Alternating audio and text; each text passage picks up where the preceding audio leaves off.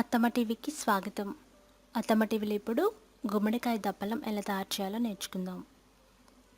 ఎంత రుచిగా ఉండే ట్రెడిషనల్ విలేజ్ స్టైల్ రెసిపీ ఇది. అన్నంలోకి ఎంత రుచిగా ఉంటుంది ఈ కూర. కూర తయారీ కోసం కావాల్సిన పదార్థాలు: గుమ్మడికాయ అరకేజీ. దీన్ని శుభ్రంగా కడిగి ఇలా పెద్ద సైజు ముక్కలుగా కట్ చేసుకోవాలి. వీటిని స్కిన్తో పాటుగా కట్ చేసి పెట్టుకోవాలి.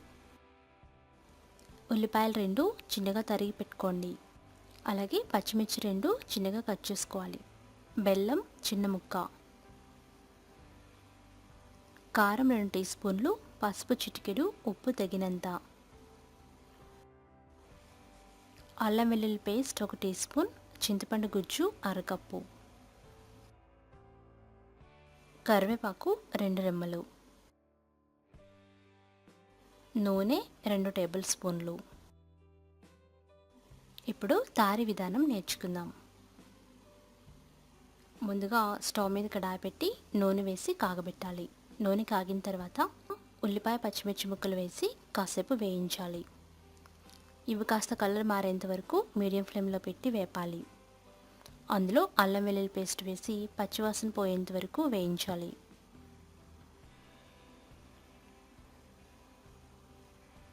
అవి వేగిన తర్వాత ముందుగా కట్ చేసి పెట్టుకున్న గుమ్మడికాయ ముక్కలు వేయాలి. దప్పడానికి గుమ్మడికాయ ముక్కలు ఇలా పెద్దగా కట్ చేసుకుంటేనే బాగుంటాయి. ఒకసారి బాగా కలిపి 2 నిమిషాలు నూనెలో వేపాలి. లో ఫ్లేమ్లో పెట్టి వేయించుకోండి.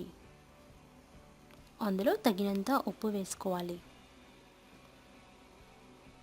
అలాగే తగినంత కారం వేసుకోండి. అందులో చిటికెడు పసుపు వేయండి. తర్వాత చింతపండు రసం వేయాలి. చింతపండు రసం మీ పులుపుని బట్టి ఎక్కువ తక్కువ వేసుకోవచ్చు. ఇవన్నీ బాగా కలిపి 10 నిమిషాలు మీడియం ఫ్లేమ్లో ఉడికించాలి.